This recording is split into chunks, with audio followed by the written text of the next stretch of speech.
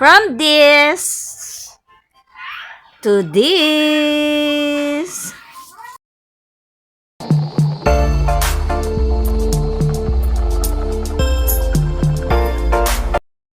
Hello mga mare! Welcome to our mini vlog. At for today's video nga, magdi-DIY tayo ng hair straightener rebond.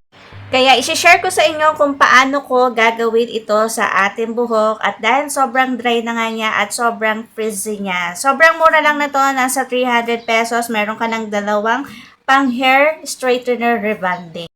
So, yung una natin gagamitin, ito yung ating number 1. And then, yung susunod dito ay yung ating number 2. Syempre, ito yung pang final look natin. So, kung makikita mo, sobrang dry na ng ating hair at sobrang kapal na. So, kailangan na talaga ng hair treatment. At dahil kompleto naman tayo, kaya malakas ang loob natin gawin ito. At kailangan meron tayong gloves. And syempre, yung pang ating sipet sa ating buhok. Pwede na rin yung clam. So, dapat i-section po muna natin yung ating hair. So, nagpahid na ako dyan ng ating number 1. Sa pagpahid natin sa number 1, kailangan maninipis lang yung kuha natin. At kung may hair damage kayo, ibabad nyo lang siya ng 5 to 15 minutes. So, kung yung virgin naman ng ating hair, so 20 to 25 minutes. So, meron siyang instruction doon sa likod sa ating number 1. After natin banlawan, ayan, nakikita nyo, sobrang basa ng aking damit.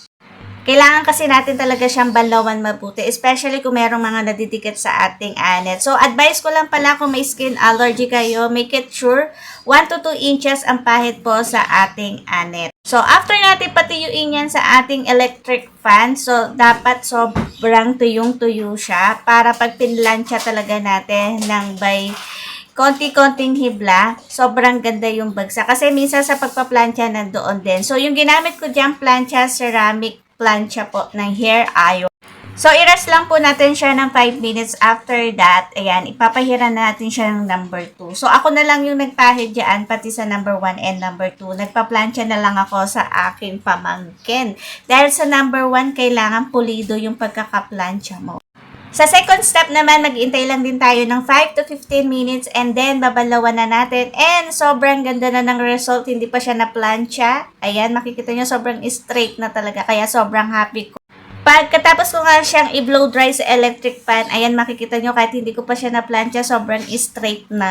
Make it sure sa step number 2, kailangan din balawan natin siyang mabuti at patuyuin natin na siya na sobrang tuyong-tuyo at yung medyo katamtaman lang na lamig. Ayan.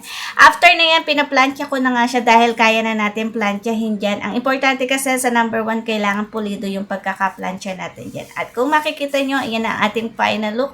Sobrang ganda talaga na nangyari sa hair. At sobrang laki ng natipid ko. Imagine, from 300 pesos lang, sobrang mahal hair treatment dito sa amin, umaabot siya ng 2,500.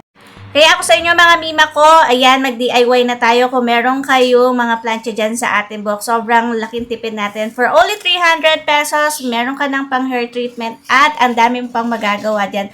Sobrang 800 ml, sobrang laki at ang dami niyang laman. Kayang-kaya mo pa i-share sa inyong mga family and friends nyo na nagtitipid siya. Ang kagandahan pa dito sa remote straightener natin, sobrang organic siya. Kaya kung ano pang hinihintay nyo, mag-check out na po kayo sa ating Yellow Basket.